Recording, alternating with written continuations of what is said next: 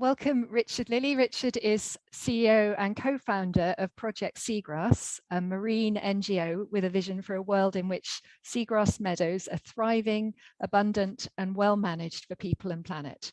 And he's going to tell us all about Project Seagrass. Over to you, Richard. Yeah, guys, thank you.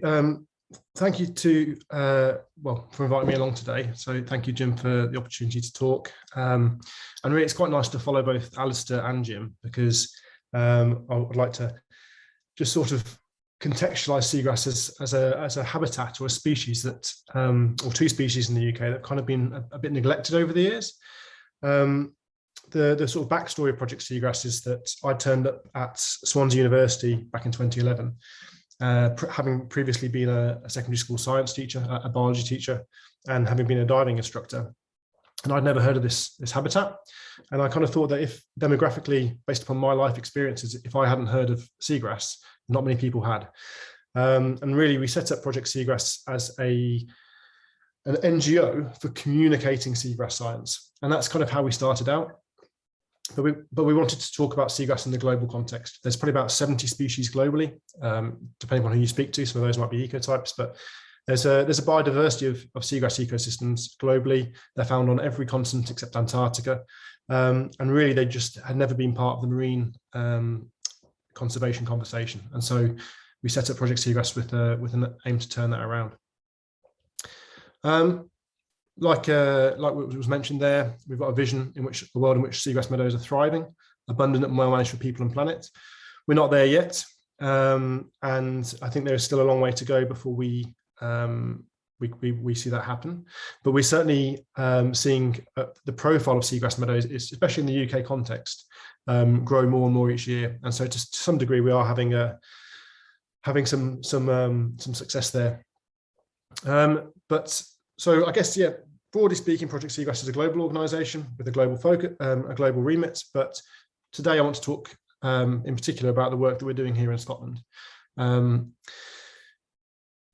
Seagrass meadows in Scotland are very poorly mapped, and touching on what both Alistair and Jim were talking about there, it's down to communities like this who go out and who are dedicated over a number of years to collect the data that we need, that allows us to lever for policy change and to get individual plant species or habitats or ecosystems like the rainforest on the conservation agenda.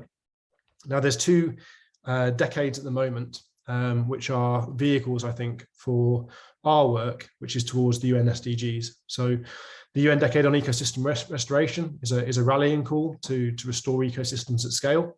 There's been this huge interest recently, in particular, around nature-based solutions and the opportunity for putting nature back, one, to mitigate the effects of climatic change, but also to address the biodiversity crisis. And then in the marine world, we're also entering UNESCO's decade, which is the UN Decade of Ocean Science and Sustainable Development. So these to me are two vehicles that we're leaning on, or working, organisations that we're working quite collaboratively with to try and make the biggest difference we can for seagrass ecosystems over these next 10 years. So if we zoom in on Scotland, what are the plants that exist in Scotland? What are the seagrasses? There's only two. On the right hand side here, you'll see dwarf eelgrass. That's Zostranolti. It's quite a diminutive plant. It's found quite high up on the intertidal. It's an important seagrass species for migratory birds. So things like Brent geese, widgeon will eat seagrass meadows. And I guess there's an increasing recognition now that seagrass meadows, or Zostranolti meadows in particular, are an important food source for other bird species because of the diversity of life that we find in those meadows, particularly in comparison to adjacent bare sand. So that one on the right, yeah, Zostranolti. And then we've got regular eelgrass, or Zoster mariner there on the left. Most of the work that we do in the UK is linked to the mapping of Zoster mariner, so in the marine space, but also the restoration of it. So I'll touch on that work a little bit later in the presentation. Zoster mariner can be found in the intertidal, but it tends to be quite low down on the intertidal. So on a big spring tide, you might be able to walk out into a Zoster mariner meadow, but most of the time it is subtidal. And it's actually got a very physically quite diverse plant. on the eastern estuaries in the Cromarty and the Dornoch, it might only be 30 centimeters long at this time of year. But up in Orkney or out in the Western Isles, I've seen blades probably approaching 2 meters in length. So huge variation in the way that it presents itself. But why should we care about seagrass beyond, why we should care about nature full stop? Biodiversity, and from a Scottish perspective, fisheries. Over 50 species of fish have been recorded in British seagrass meadows. A lot of the data from that is actually from England and Wales. But I wouldn't be surprised if we see over the next few years, with more and more research now being done into seagrass ecosystems, that number increase quite significantly. Certainly the species that we're likely to see in Cornish seagrass meadows as opposed to Shetland seagrass meadows will be very different because of the latitude and the temperature of the water, etc., etc. If we just look at some of the images on this slide here, species like the Atlantic cod, it's a fish and chips favourite in England and Wales. I know it's more haddock up here, but Atlantic cod, when they are juveniles, if they find themselves in seagrass meadows, they're more likely to survive. They've got good shelter there, good food, and so commercially important species. But then also sort of spiritually or culturally significant species like the seahorse. So this is an image taken in again in England, down in Studland Bay. But species like the seahorse have captured the imagination of people for long periods of time. And fundamentally, if we start losing these habitats, or we lose any more of these habitats, we're going to be losing the home for these faunal assemblages. But I guess what's really in the week of COP, what's really piquing interest in seagrass at the moment is its ability to sequester carbon. So I should make the point here that not all seagrasses were created equal. There are, I say, around 70 species globally, and some of those can be very small, very diminutive, grow very quickly and have a high turnover. And others could be, I guess, analogous to an oak tree, will take a very long time to grow and can't be restored as easily. But on balance, as a habitat, they are very, very efficient carbon store. Well, they're very good carbon stores, but they're also very efficient at burying carbon into the sediments, and that's where this sudden surge in blue carbon has come from. The seahorse. When we first started out Project Seagrass, it was very difficult, and I'm sure there'll be many people on this call who can relate to this. But how do you communicate the importance of a grass that lives underwater? How do we, when it comes to some of these rare plant species, of which we've heard about several today, how do you capture the public's imagination? Like, how can we market seagrass? How can we brand seagrass? And that was the sort of challenge that was laid before us in 2013, when we thought, how can we use Project Seagrass to raise the profile of these ecosystems? And one of the ways we did that was to talk about key species like the seahorse that the public might find interesting. So we had a range of t-shirts: seagrass, seahorse, no place like home, but trying to find ways that we connect things that the public might care about to the importance of these habitats.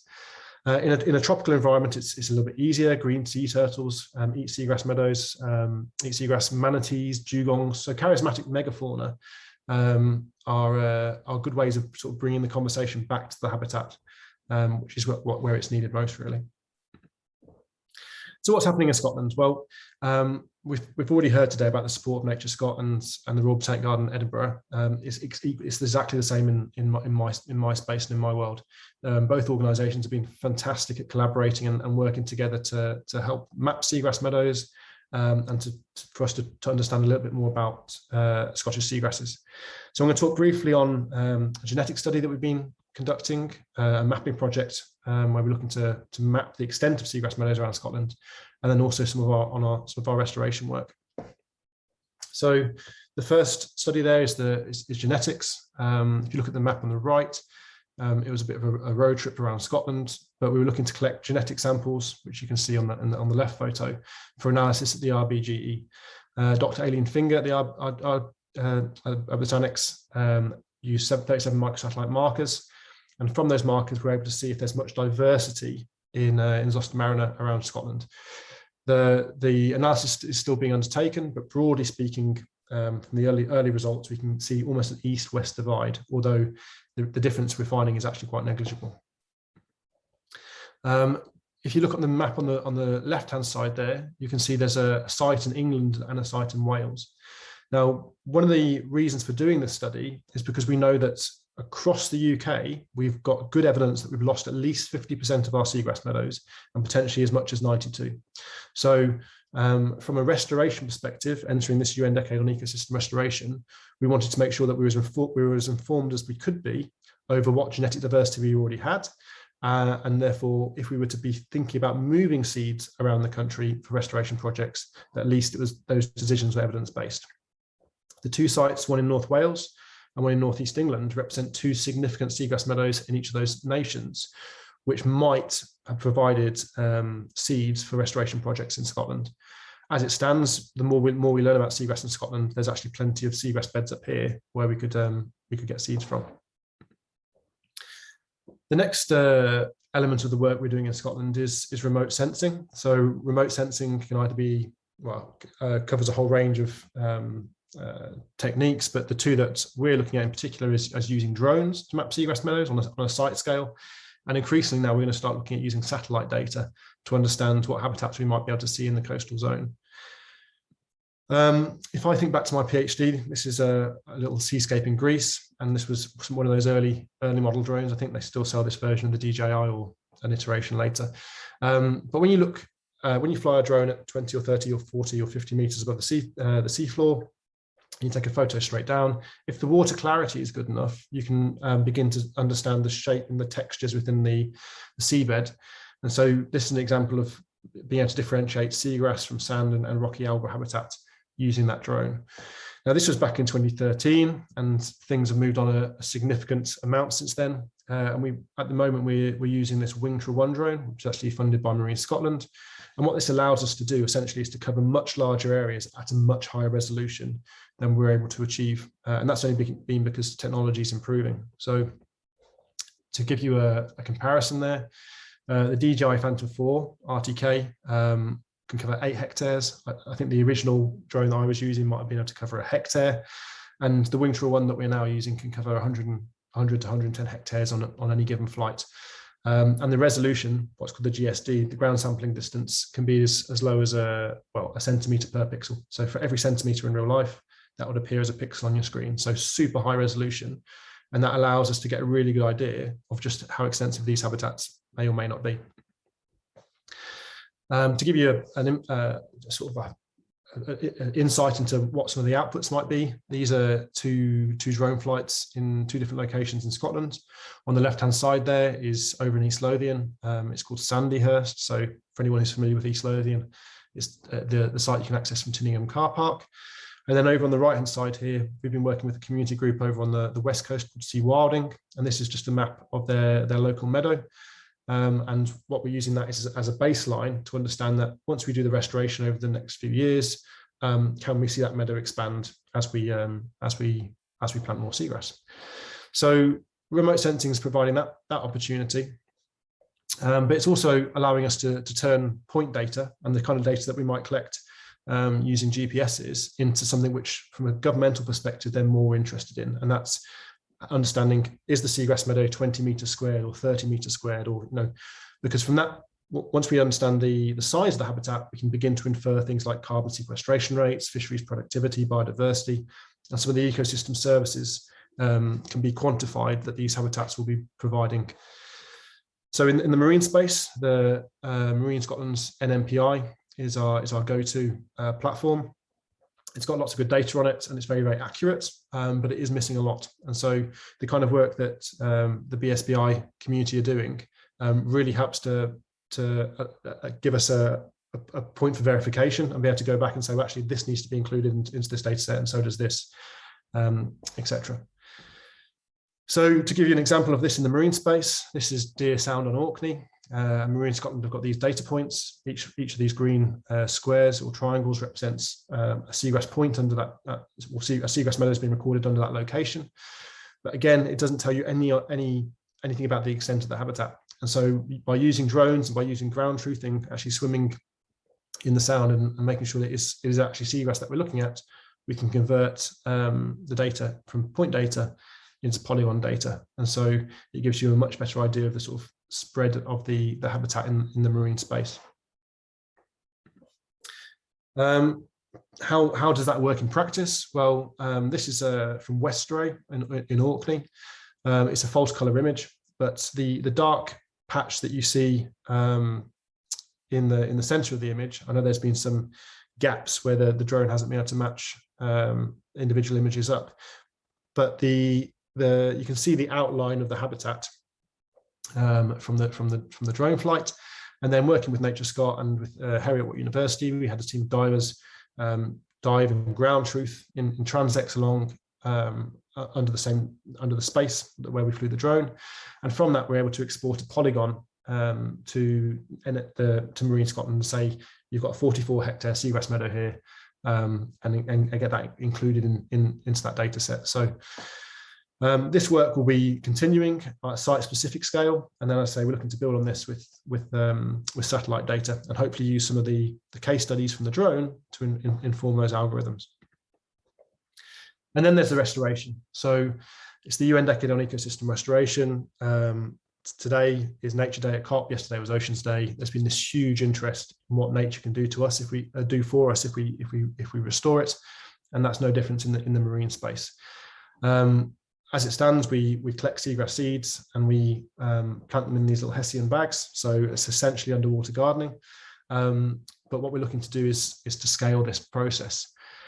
As a quick sort of introduction to how that works, Zostera flowers look like that image, that first image. So they don't look like flowers in the conventional sense, but they are flowers. Once they've been fertilized, seeds will be produced. We go and collect those seeds. We take those seeds to a site where we want to plant them. We plant them out and we see new seagrass grow. It's a very simplistic process. It is just underwater gardening. Of course, there's predictive modeling and various other decisions that need to be made about where we might look to restore. But that is essentially what we're looking to do and have been doing over these last few years. The key to restoration of anything, and this is just as true on land, is scale. If you can imagine putting 20 plants into a bay, it's not going to have a major effect on the bay. But if you can put 200 or 200,000 plants into a bay, you can completely change the system.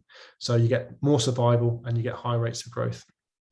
And all we're looking to do there is to shift the system from B, what we see on the right-hand side there, to A. In a system where there's no plants, you just get the bare exposed sand and sediment, and that gets resuspended and gives a very murky water column. Once the seagrass is planted, it secures that sediment, binds that sediment onto the seafloor, and you get the water clarity improve, which is better for plants. And therefore, it's a positive feedback to get our seagrass meadows to expand. I know I'm running out of time here, so this is just a quick photo run through. But what we're looking to do is collect these seeds that you see on the right-hand side. You can do that by diving, scuba diving, snorkeling, walking. We collect those seeds, we take them to the lab. We allow the seeds to rot out from the rest of the plant material. We pop those seeds into these little Hessian bags, and we attach those Hessian bags to lengths of rope, usually 100 meters in length. And we take those ropes out onto our rib and we lay them along the seafloor at 1 meter intervals. By laying them at 1 meter intervals, it allows the seeds, just like you would if you were restoring a forest, it gives them the space to grow up and then out, and eventually the meadow will meet. The final element to all of this is surveying monitoring. You know, when we're looking to restore, we need to make sure that we are having a positive effect on nature like we plan to. And this gives you an idea of what a seagrass meadow restoration project might look 1 year on. Under that bit of algae is a Hessian bag, and it's had 3 plants grow from it. Behind the diver would be another bag with another 3 plants, and just off camera to the bottom will be another bag with another 3 plants. Over a decade, what we're hoping to see, or what we'd expect to see, is each of those bags fill 1 meter squared, and then through that process see the recovery of these meadows. Okay, I think that's me out of time. So guys, thank you so much for listening and for allowing me to bring a marine angiosperm into what is probably quite traditionally terrestrial space. Thank you. Thank you so much, Richard. That was really, really fascinating. And although we are a little bit out of time, because we've got a break now, we can take 1 or 2 questions. So Jim, do you want to ask a question? Yes, great talk, Richard. I was really pleased to be able to show you what data the BSBI holds for the two zostras. So I look forward to sharing data with you. We'd love to have your data as well. It's a habitat we rather struggle to record. We just have to rely on washed up bits of zostras on beaches. So that's useful. I've used the NBN. If it's on the beach, then there's quite a high likelihood it's somewhere in the vicinity. And so, when I was doing the work with Nature Scott and RBGE, and I was heading out to the Outer Hebrides, a washed up piece of zostra on the beach is a good indicator for me to go and have a little snorkel or a little dive around and see what I can find. And it's amazing how that's led me on to actually, being able to GPS and polygon a meadow. So. Okay, so can I ask a question from Diana, who asks, you mentioned you talked a lot about recovery, and you mentioned loss, but so what is the loss due to? What's causing? Good question. So it's very site specific, but in the UK context, so globally, there's all kinds of pressures that are causing seagrass loss, from active gear in fisheries to water quality issues to anchoring, or in the UK context, the large seagrass meadows that we know have been lost have been down to water quality. So if you think about areas like the Thames Estuary or the Firth of Forth or the Clyde or the Humber, anywhere where you've got a significant population living on the side of that estuary, 200 years ago or 150 years ago, the water quality or the effluent running into those systems wasn't treated, wasn't very high, and that completely changed the biochemistry of those estuaries and caused large-scale seagrass loss. We are seeing, though, obviously, there's a big campaign on the moment with SAS to sort of make sure that we continue to enhance our water treatment works and make sure that we're not just pumping raw sewage into the sea. But as that water quality is improving, that's giving us the chance to go back and have a look at some of these fragmented populations and go, can we help nurture these, and can we help restore? So what I'll be doing this year for a project that has recently been launched in the Firth of Forth is looking at where we can get seeds from to help bolster those existing beds. So places like Orkney, where there are extensive seagrass meadows and very little effluent affecting them historically, is almost a seed bank for us to be able to think about going and collecting seeds there and using those to restore some of our more degraded systems.